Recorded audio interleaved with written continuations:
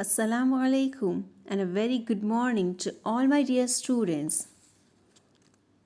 Yesterday we have started chapter number 6 models from our grammar get textbook. So students, once again today we continue with this lesson. So everyone open your textbook, chapter number 6 models, page number 66. Before move to our page number 66, let's revise what we have done yesterday. Yesterday we have seen 4 modal auxiliaries, 4 verbs. Those are can, could, may and might. Could and might are past forms of can and may. Can we can use when we able to do something, when we know how to do something. Can also we can use for permission.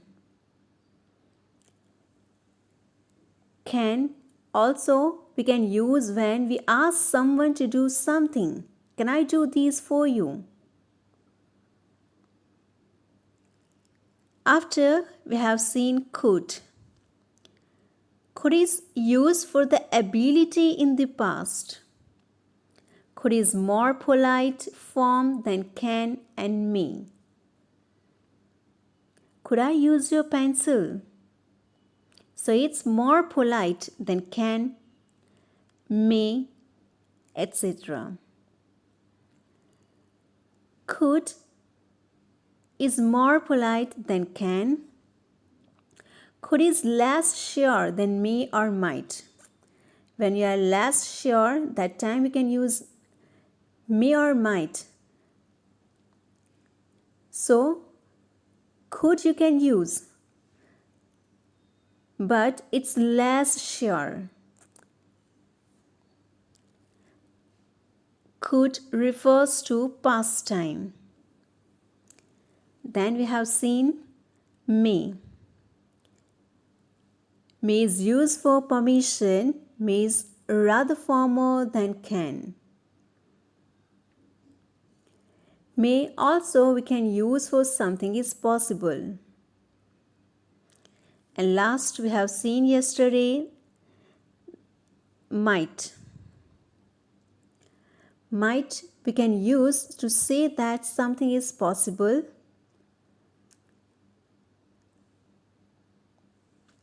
Might is a little less sure than may. Might refers to past time. So these things we have seen yesterday.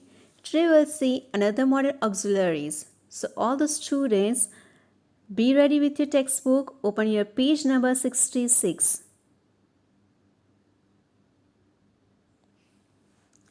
Now look at here. Will, shall, would, should. Now, will, would is a past form of will and should is a past form of shall. Will is used to talk about the future, as we know very well that will and shall we used to talk about the future. We can use shall instead of will with I and we for future. For future actions, although it is much more common to use will. These rules we know very well that will and shall we can use for the future action. For example, Ashok will be 12 next Saturday. We will or shall both is correct. Both are correct. Know our exam results in a week. I think it will rain tonight. When something will happen in the future, that time you have to use will and shall. It's showing future tense, simple future tense. Now look at next. Shall is used mostly in the questions shall I and shall we. Now, how we can use in a question that we have to see here? We use shall I. Do you want me to? To offer to do something for someone. Yes. Shall I do this for you? Shall I go outside? So when do you want me to? To offer to do something for someone. Shall I buy a pencil for you? Now look at another examples here. Shall I close the window? Shall I get a ticket for you? So here to offer to do something for someone, you have to use shall I in a question sentence. Now look at here. We can also use shall I when we want to know someone's opinion or when we want advice. Earlier in this first point, what we have seen that will and shall we can use for the future action, like simple future tense. Then next we have seen that shall I we can use when we want to do, when you want me to something or to offer to do something for someone. And in this point we have seen that shall I we can use when we want to know someone's opinion, when we want someone's advice. That time we can use shall I. Look at the examples. Which bag shall I buy? Shall I buy this shirt? Shall I apply for the job? Here you want someone's opinion. Here you want someone's advice for you. For your choice, you want someone's advice. Which bag shall I buy? Here you want someone's opinion. Shall I buy this shirt? Shall I apply for the job? You want someone's advice for it. So remember students, the shall I you can use for the future tense also, the action which will happen in the future. Shall you can use for the when you want to do something for someone and when you want someone's opinion or someone's advice in your work. That time also you can use shall I.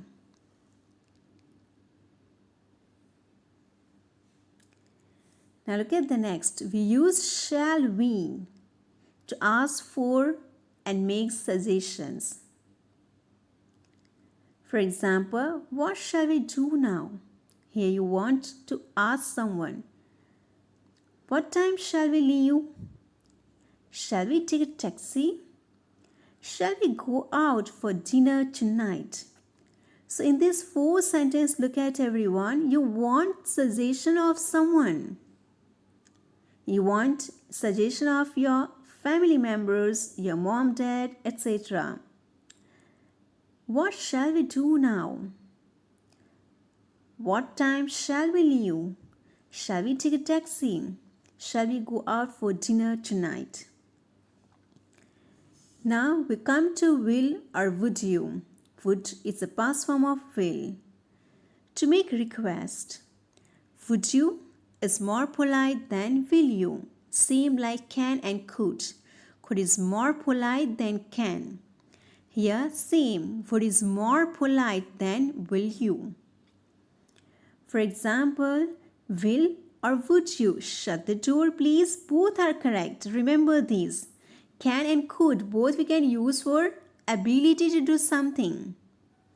But can we can use for the ability in present. Could we can use for the ability in the past. Same here, will and would both are correct. But remember here one thing that would is more polite than will. Will you shut the door please? Would you shut the door please? It's more polite. Will you pass the sugar? At dinner time, you're asking someone that will you pass the sugar? But if you use would, so your sentence is more polite. Would you pass the sugar? We often say would you like when we offer food or drink. Would you like a tea? Would you like some more rice? When you want to offer some food or some drink to someone else, so that time you have to use would. Because in a first point only we have seen that would is more polite. So in a politeness, you're offering someone to something. That time you have to use would. Would you like a tea? Would you like some more rice? We use should to say what is the correct or good thing to do. For example, you should respect your elders. He should drive more carefully. So here, should we can use when something is correct, a good thing to do. That time you have to use should.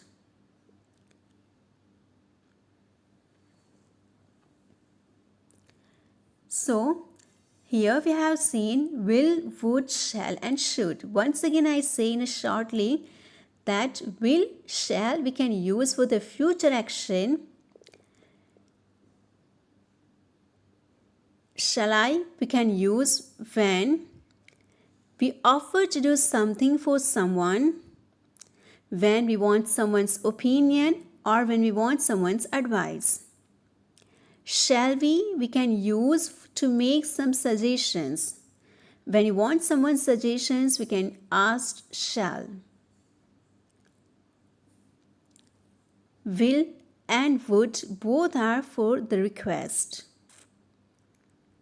And here, would is more polite than will. Would we can also use when we offer food or drink to someone. Should we can use when something is very correct, a good thing for you to do it. So that time we can use these modal auxiliary verbs. Now we can see another modal auxiliary verb. How to use, where to use and when to use. Now look at here, must, ought to and need not. Or you can say needn't is a short form of need not.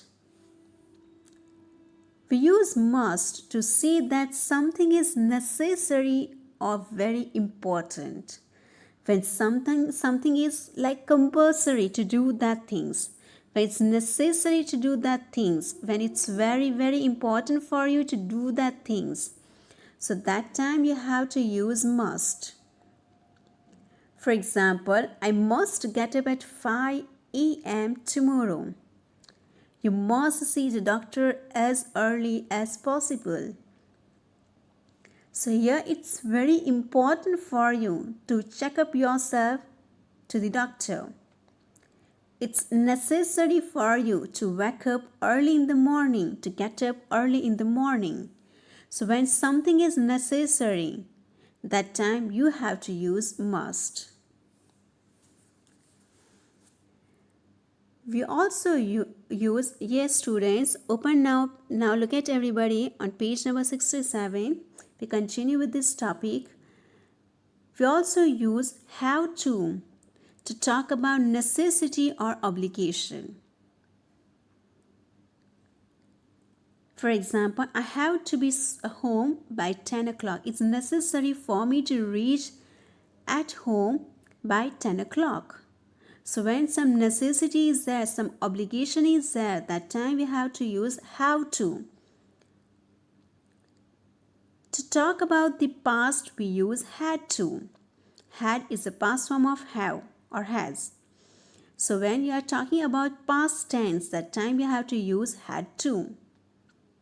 For example, I had to get up at 5 yesterday.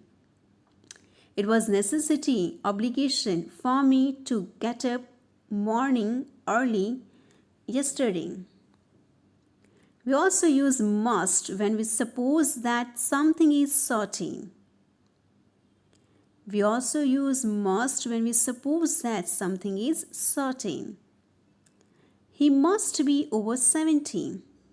certain that he is over 70. Nobody is answering the phone.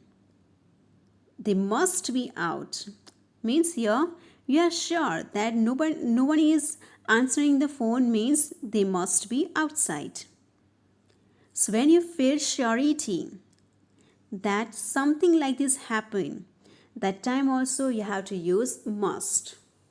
Earlier we have seen that must we can use for something which is necessary or very important. And here you have seen that must you can use when something is certain.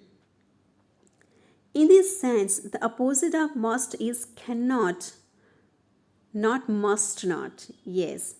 Here, what's the opposite of must? Cannot, but not must not. For example, he can't be over 70. Here what we have seen? He must be over 17. But here if you are not sure, that time can't be. Here can't be will come, not must not. He can't be over 70. I'm certain that he is not over 70. When you are very sure that that person cannot be over 70, that time cannot. Don't use must not. Now we continue the next page. We use ought to, like should, to say what is the good thing or the right thing to do. Like suggestions, we have seen that we can use this for the suggestion. So here ought to we can use like should to say what is the good thing or the right thing to do. You ought to respect your elders. Should we can use for the correct things or good thing to do. The same like ought to. But ought to you have to give more pressure, means that if you have to look at the first sentence, you ought to respect your elders. That time you cannot say you should to respect. Yeah, you should respect your elders. It's correct one. You should respect your elders. But if you want to give more pressure on that sentence, that time you have to use ought to. Otherwise, both are correct. You should respect your elders. It's good thing for you to give respect to your elders, your teachers, your mom, dad, your other members of family who are elder than you. I ought to finish this work before Sanjay arrives. So it's good thing that someone arrive at your home, your friend or other people, that time you ought to finish. It's good thing to finish your work. We use needn't or don't have to say that something is necessary. We need not or we don't have to wash the car. It's clean. Yeah, it's not necessary because car is already clean. When something is unnecessary, so that time you have to use we need not. We don't have to wash. Because it's already clean, so it's not necessary. It's unnecessary to wash it. Compare the above sentence with the following. You must not wash the car. The paint is still wet. You did not or don't have to come. It is unnecessary for you to come. We can use don't need to instead of need not or don't have to. We can use here, look at here, don't have to come or need not. You don't need to wash the car. You don't need to come. So look at here, you must not wash the car. The paint is still wet. Or you can say you don't need to wash the car. Now look at compare here. You need not or don't have to come. It isn't necessary for you to come. You must not come means don't come only. So here when you use don't have or need not means it's not necessary for you. But if you use must not only means it's not compulsory, means don't come only, don't do that things only. So here you must not wash the car means don't wash it.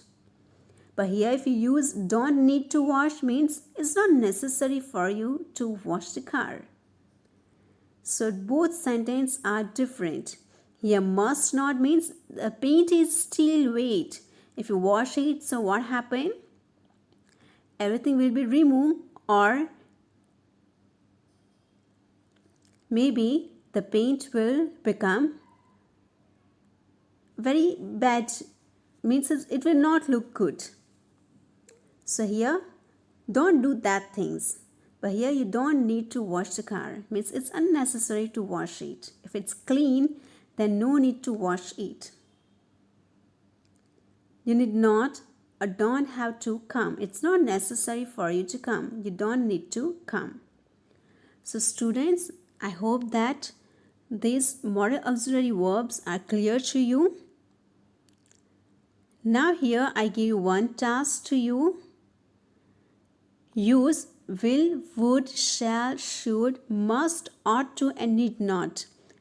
Any one use and make only one sentence and write in the comment box. Try to make one sentence by using this modal auxiliary verb. And if you don't understand anything, you can write in the comment box. Thank you and have a wonderful day.